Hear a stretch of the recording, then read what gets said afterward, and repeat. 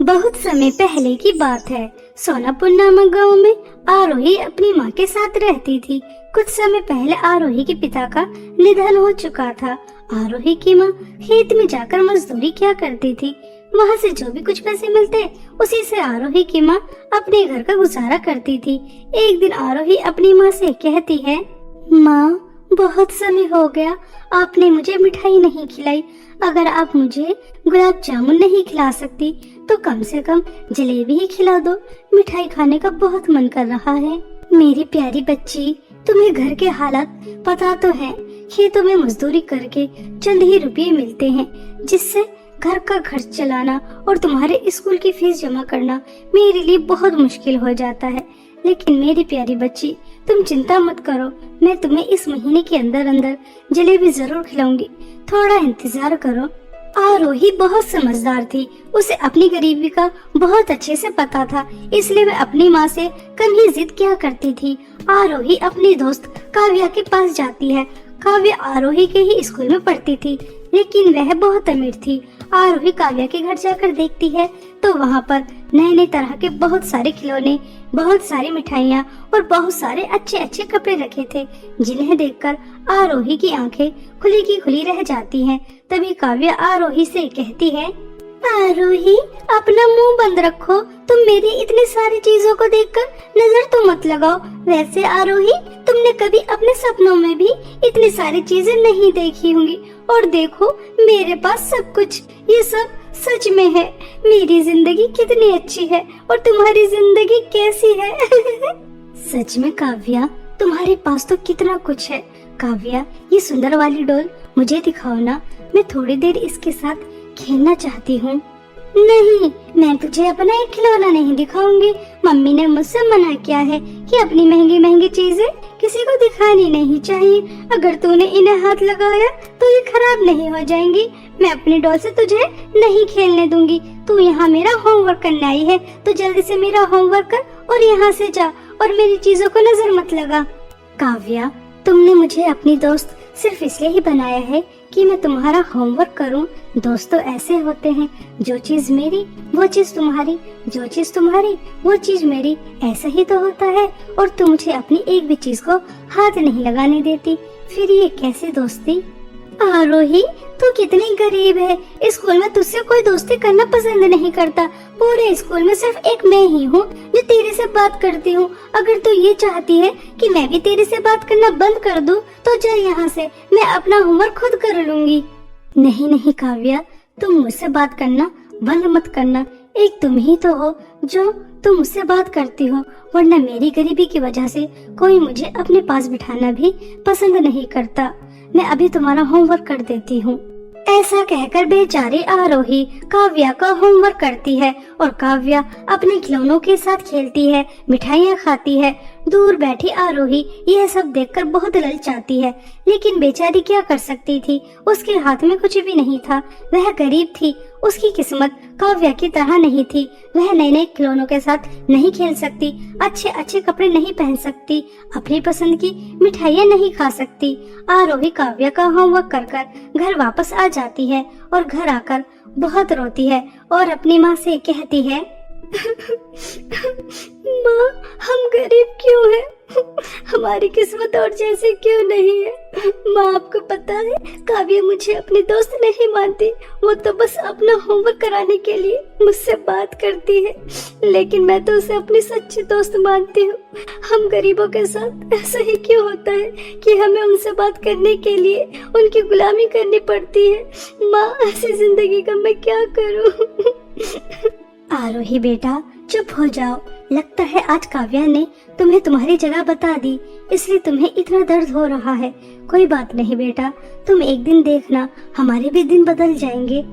ऐसा कहकर आरोही की माँ आरोही को दिलासा देती है। ऐसे ही कुछ दिन बीत जाते हैं और एक दिन आरोही की माँ आरोही को स्कूल जाते समय 50 रुपए देकर उससे कहती है कि वह बाहर से अपनी पसंद की मिठाई खरीद कर खा ले। यह सुनकर आरोही बहुत खुश हो जाती है और वह अपनी माँ से कहती है, माँ, आज आप मुझे 50 रुपए दे रही हैं मिठाई खाने के लिए। मैं अपने लिए 2 गुलाब जामुन और आपके लिए सोन पापड़ी लेकर आऊंगी। मुझे पता है आपको सोन पापड़ी बहुत पसंद है। ऐसा कहकर आरोही खुशी खुशी स्कूल चली जाती है और स्कूल में मन लगाकर पढ़ाई करती है। और स्कूल की छुट्टी हो जाने के बाद काव्या के साथ घर आ रही थी।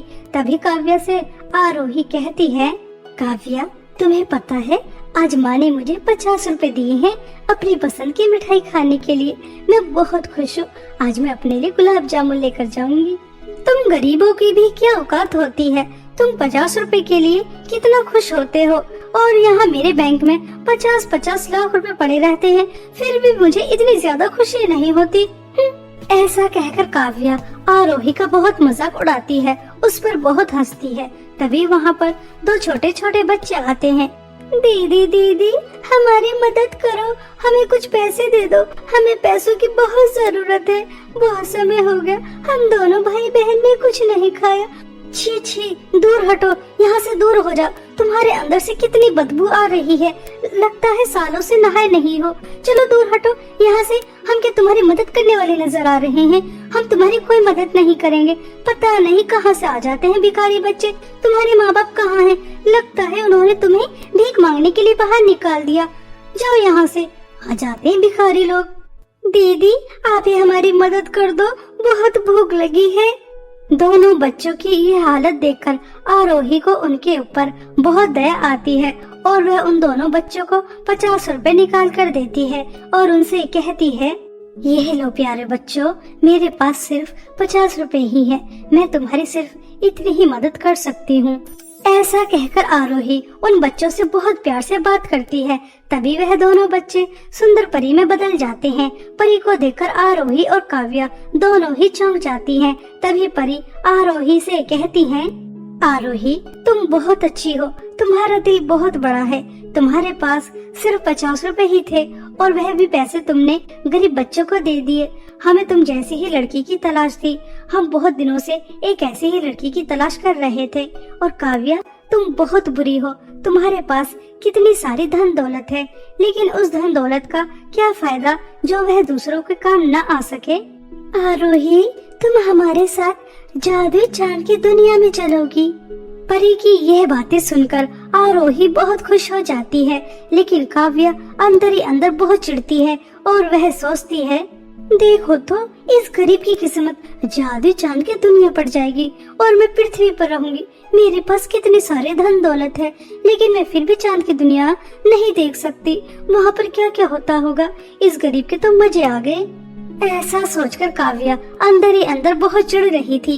तभी आरोही दोनों परियों से कहती है, परी जी अगर आप बुरा न मानो तो मैं अपनी दोस्त काव्या को जादू चांद की दुनिया में ले जाना चाहती हूँ, अगर आपकी आज्ञा हो तो। ठीक है, अगर तुम अपनी दोस्त काव्या को अपने साथ जादू चांद की दुनिया में लेकर जाना चाहती हो तो शौक से लेकर जाओ, लेकिन एक बात का हमेशा ध्यान रखना, वहाँ जाकर किसी भी चीज का लालच मत करना, वरना उसका अंजाम अच्छा नहीं होगा। हम तुम्हें जादू चांद की दुनिया में इसलिए लेकर जा रहे हैं क्योंकि तुम्हारा दिल साफ है और तुम लोगों की मदद करती हो, इसलिए तुम वहाँ जाकर लालच नहीं करोगी। मगर तुम्हारी दोस्त काव्या का कुछ नहीं पता। दोनों परियां आरोही और काव्या को समझाकर चांद की दुनिया में ले जाती हैं और वहां जाकर आरोही और काव्या देखती हैं तो पृथ्वी से बिल्कुल अलग नजारा होता है। चांद बिल्कुल चौधरी की तरह चमक रहा था, सितारे टिमटिमा रहे थे, चारों तरफ खुशियों का माहौल था। ऐसा नजारा आरोही और काव्या ने अपनी जिंदगी में कभी नहीं देखा था। तभी आरोही काव्या से कहती है, काव्या यह जादू चांद की दुनिया कितनी ज्यादा सुंदर है। मैंने तो अपनी जिंदगी में ऐसा चांद कभी नहीं देखा। ऐसा लग रहा है जैसे हम सपने में हैं। अब तुम दोनों जादू चांद की दुनिया में आ गई हो तो तुम्हें जादू चांद की दुनिया की शक्तियाँ भी मिलनी चाहिए। तुम दोनों एक एक कर चांद के पास जाओगी और चांद तुमसे जो भी कुछ कहेगा, अगर तुमने चांद को खुश किया तो तुम पृथ्वी की सबसे अमीर लड़की बन जाओगी। ऐसा कहकर परी अपनी जादुई शक्तियों से काव्या को चांद तक पहुंचा देती है। तभी चांद काव्या से कहता है, तुम्हारा जादुई चांद की दुनिया में बहुत बहुत स्वागत है। अगर तुम दुनिया की सबसे अमीर लड़की बनना चाहती हो तो तुम अपने दोस्त आरोही को मारना होगा, क्या तुम उसे मानने के लिए तैयार हो? हाँ हाँ जादुई चांद की दुनिया के सुंदर चांद, मैं अपनी दोस्त आरोही को मारने के लिए तैयार हूँ। बस मुझे दुनिया की सबसे अमीर लड़की बनना है। ठीक है, अब तुम जाओ। चांद के इतना कहते ही काव्या अपनी जगह आ जाती है। तभी परी अपनी जादुई शक्तियों से आरोही को भी चांद तक पहुंचा देती है। तभी चांद आरोही से भी यही सवाल करता है तो आरोही चांद से कहती है, जादुई चांद की दुनिया के सुंदर चांद, अगर किसी को मारकर मुझे धन दौलत मिलती है तो मुझे ऐसी धन दौलत नहीं चाहिए। मैं गरीब ही खुश हूँ। मुझे ऐसी धन दौलत नहीं चाहिए जहाँ मुझे अपने दोस्त का खून बहाना पड़े। आप अपनी धन दौलत अपने ही पास रखो। आरोही, तुम बहुत अच्छी हो। दोनों परियों ने तुम्हें यहाँ लाकर बहुत अच्छा किया। तुम्हारी अच्छाइयों की वजह से मेरी शक्तियाँ मुझे वापस मिल गईं, जो एक मायावी चुड़ैल ने छीन ली थी। मेरी शक्तियाँ सिर्फ वही वापस ला सकता था जिसका दिल सुंदर हो और वह दूसरों की मदद करता हो। तुम बहुत अच्छी हो, इसलिए मेरी शक्तियाँ से तुम्हें भी शक्तियाँ मिलेंगी और तुम पृथ्वी पर जाकर बहुत अमीर हो जाओगी।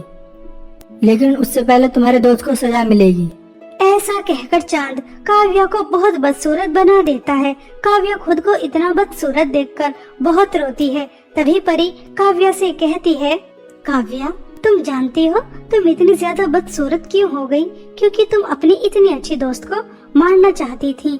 आरोही ने तुम्हें मारने से मना कर दिया। उसने धन दौलत का लालच नहीं किया, उसके पास कुछ भी नहीं था और तुम्हारे पास इतना सब कुछ था, फिर भी तुमने धन दौलत का लालच किया। पृथ्वी पर जाकर आरोही बहुत अमीर हो जाएगी और तुम बिल्कुल गरीब हो जाओगी।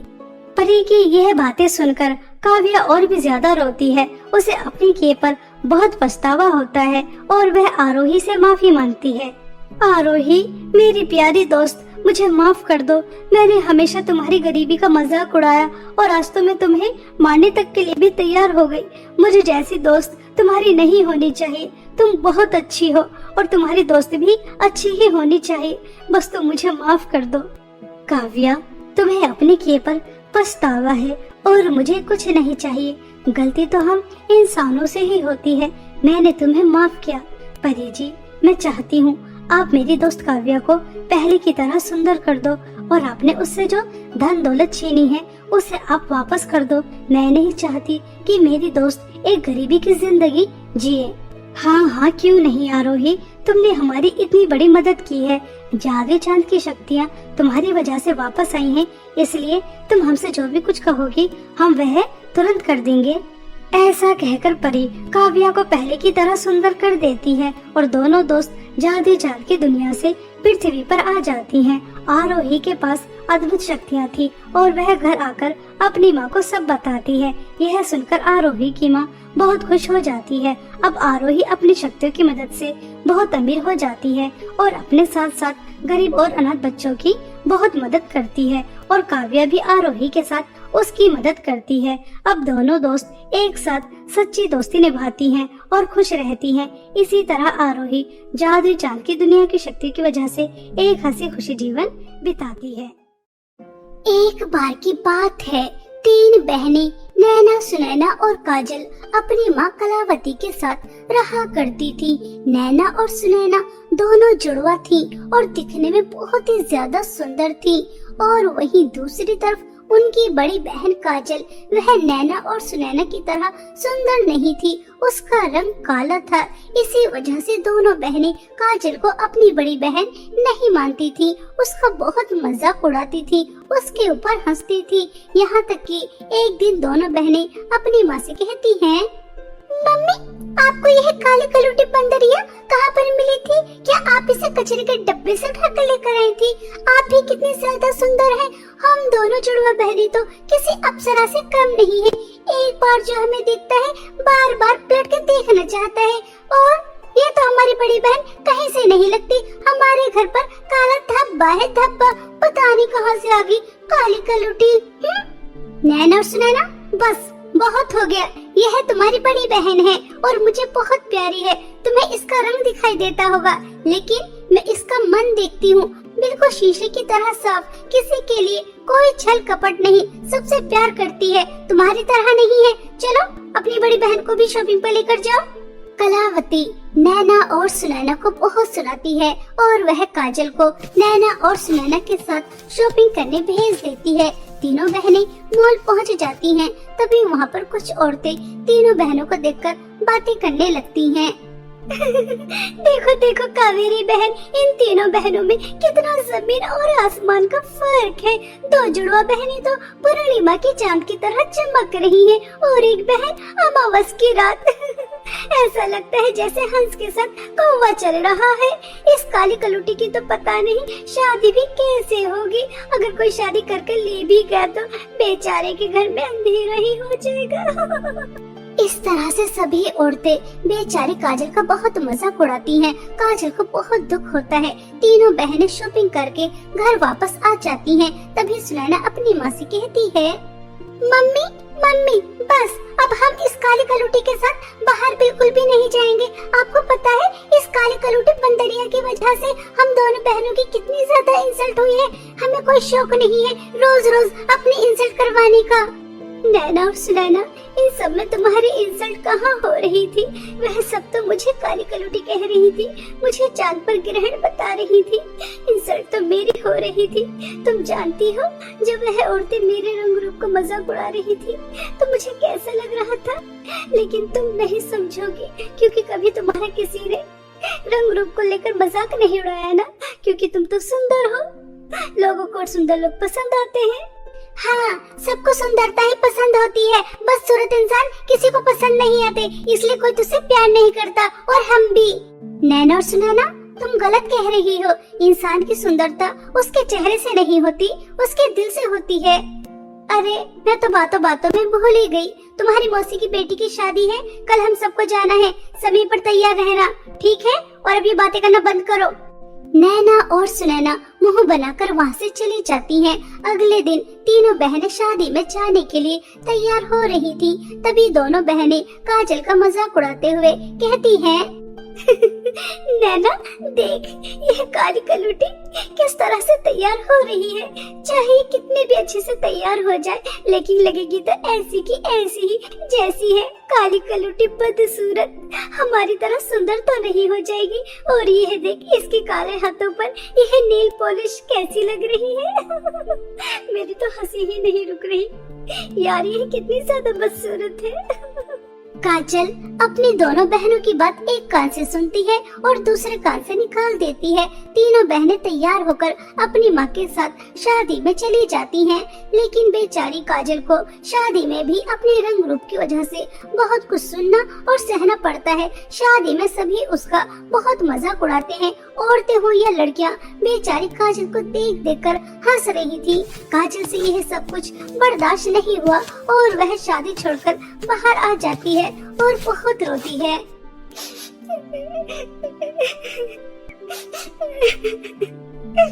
मेरा रंग काला है, मैं दिखने में सुंदर नहीं हूँ, तो इसमें मेरी क्या गलती? क्या बदसूरत लोगों को जीने का कोई हक नहीं होता?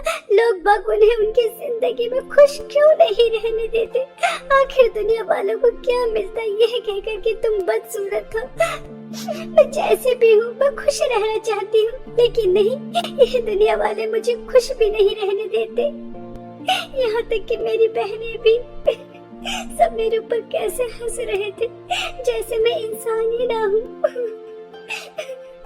इस तरह से काजल बहुत फूट फूट कर रो रही थी कि तभी उसे एक जख्मी बिल्ली नजर आती है। वह उसे प्यार करती है, उसके जख्मों पर जड़ी बूटी लगाती है, पानी पिलाती है। वह बिल्ली बिल्कुल स्वस्थ हो जाती है और वह भागने लगती है। काजल को वह बिल्ली बहुत प्यारी लग रही थी, इसलिए वह उसे पकड़ने के लिए उसके पीछे पीछे भागती है। वह बिल्ली भागते भागते एक अलग ही दुनिया में चली जाती है। काजल उस दुनिया के सुंदर नजारे देखकर चौंक जाती है। तभी उसे 3 नदी नजर आती हैं। एक नदी में सोने की नील पॉलिश बह रही थी, दूसरी नदी में चांदी की नील पॉलिश बह रही थी और तीसरी नदी में बिल्कुल सादी नील पॉलिश बह रही थी। अरे वह बिल्ली कहाँ है जिसकी मैंने सेवा की थी? और यह नील पॉलिश की नदियाँ किसकी हैं? ऐसी नदियाँ तो मैं अपनी जिंदगी में पहली बार देख रही हूँ। मैं कहाँ पर आ गई? मुझे तो कुछ भी समझ में नहीं आ रहा। मुझे यहाँ से वापस जाना चाहिए। मम्मी, नैना और सुनैना मेरा इंतजार कर रही होंगी। ऐसा सोचकर काजल वापस आ जाती है और घर आ जाने के बाद बस उसे नेल पॉलिश की 3 नदियां ही नजर आ रही थी। सुबह हो जाने के बाद वह नैना और सुनैना को नेल पॉलिश की 3 नदियों के बारे में बताती है। कहीं तो हमसे झूठ तो नहीं बोल रही? तूने सच में इस दुनिया से अलग ही दुनिया देखी है और वहाँ पर नेल पॉलिश की 3 नदियां हैं, वो भी सोने और चांदी की। सुनैना चल इस काली बंदरिया की बात मान लेते हैं और चलते हैं वहाँ पर। नैना और सुनैना काजल की बात मानकर उसके साथ वह नेल पॉलिश की 3 नदियां देखने जाने लगती हैं। लेकिन इस बार काजल को रास्ता पहले की तरह साफ नहीं मिलता। जंगल में बहुत ही ज्यादा डरावनी आवाजें आ रही थी। तभी सुनैना नैना से कहती है, नैना यह काजल की बच्ची काली कलूटी हमें कहाँ पर लेकर जा रही है? कहीं ये हमें यहाँ पर मारने के लिए तो नहीं लेकर आई? मुझे तो कुछ दाल में काला नजर आ रहा है। चल इससे पहले ये हमारे साथ कुछ गलत करे, हम दोनों ही इस काली कलूटी का हमेशा के लिए काम तमाम कर देंगे। इस काले साए से भी छुटकारा मिल जाएगा। इस तरह से दोनों बहनें आपस में बातें कर अपनी बड़ी बहन को मारने का प्लान बना लेती हैं। कुछ दूर और चलने के बाद उन्हें जंगली जानवर नजर आते हैं। तभी नैना और सुनैना काजल से हमेशा के लिए छुटकारा पाने के लिए बेचारी काजल को जानवरों के सामने धक्का देकर वहां से भागकर आ जाती हैं। काजल किसी तरह से अपनी जान बचाकर वहां से आ जाती है और अपनी दोनों छोटी बहनों से कहती है, मुझे नहीं पता था कि तुम दोनों मुझसे इतनी ज्यादा नफरत करती हो कि मुझे इस तरह से मरने के लिए छोड़कर आ गई। मैं तो तुम्हें नेल पॉलिश की नदी दिखाने लेकर जा रही थी और तुम मेरे साथ ऐसा कर रही हो। काजल ऐसा कहकर रोने लगती है, लेकिन नैना और सुनैना को उसके आंसुओं से कोई भी फर्क नहीं पड़ता। ऐसे ही चलते चलते वह उस दुनिया में पहुंच जाती हैं जहां पर नेल पॉलिश की 3 नदियां बह रही थी। तभी वहां पर एक सुंदर परी आ जाती है और वह तीनों बहनों से कहती है, काजल तुम बहुत अच्छी हो। मैं वही बिल्ली हूँ जिसकी तुमने सेवा की। तुम्हारी वजह से मेरा श्राप दूर हो गया। मैं दोबारा से परी बन गई। तुम्हारे सामने मेरी जादुई नेल पॉलिश की 3 नदियां हैं। अगर तुम जादुई सोने की नेल पॉलिश की नदी की नेल पॉलिश अपने हाथों पर लगाओगी तो तुम परियों की तरह सुंदर हो जाओगी, और अगर तुम चांदी की नदी की नेल पॉलिश अपने हाथों पर लगाओगी तो तुमसे ज्यादा अमीर इस दुनिया में कोई और हो ही नहीं सकता। और अगर तुम तीसरी नदी की नेल पॉलिश लगाओगी जो बिल्कुल सादी है, तो ना तो तुम्हें सुंदरता मिलेगी और ना ही धन दौलत, बल्कि उसके बदले तुम्हें बूढ़ी परियों की सेवा करनी होगी, जिसे सिर्फ एक अच्छा इंसान ही कर सकता है। मुझे तो चांदी की नेल पॉलिश की नदी की नेल पॉलिश लगानी है और बहुत सारे धन दौलत पाकर इस दुनिया पर राज करना है। एक तो मैं पहले ही इतनी ज्यादा सुंदर हूँ, और अगर जादुई सोने की नेल पॉलिश की नदी की नेल पॉलिश में लगाऊंगी तो मुझसे ज्यादा सुंदर तो पूरी दुनिया में कोई होगा ही नहीं। इसलिए मुझे तो सोने की नदी की नेल पॉलिश लगानी है। परी जी, मैं आपकी तीसरी नदी की नेल पॉलिश लगाना चाहती हूँ और बूढ़ी परियों की सेवा करना चाहती हूँ, ताकि उनकी सेवा कर कर मैं पुण्य कमा सकूं। मुझे सुंदरता का लालच नहीं करना और ना ही धन दौलत का, क्योंकि लालच बहुत बुरी बला होती है, और बड़े बूढ़ों की सेवा कर कर मैं पुण्य कमाऊंगी, जो सबसे बढ़कर है।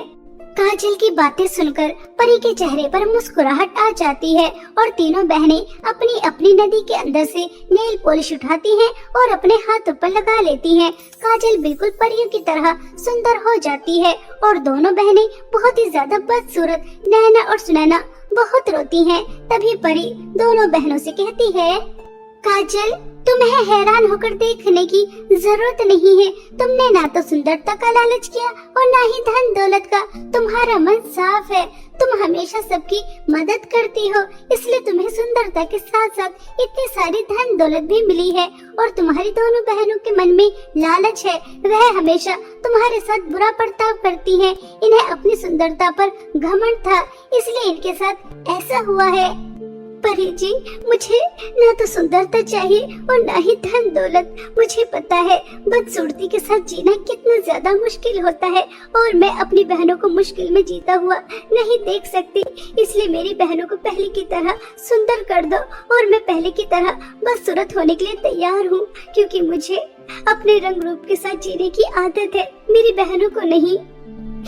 काजल दीदी, आप कितनी अच्छी हो। हमने आपके साथ कितना बुरा किया, यहाँ तक कि आपको मारने की भी कोशिश की। कभी आपको बड़ी बहन का दर्जा नहीं दिया, हमेशा आपसे नफरत की आपके रंग रूप की वजह से। दीदी, हो सके तो हम दोनों को माफ कर दो। आज हमें समझ में आ गया, सुंदरता कुछ नहीं होती, इंसान का दिल सुंदर होना चाहिए। दीदी, हमें माफ कर दो।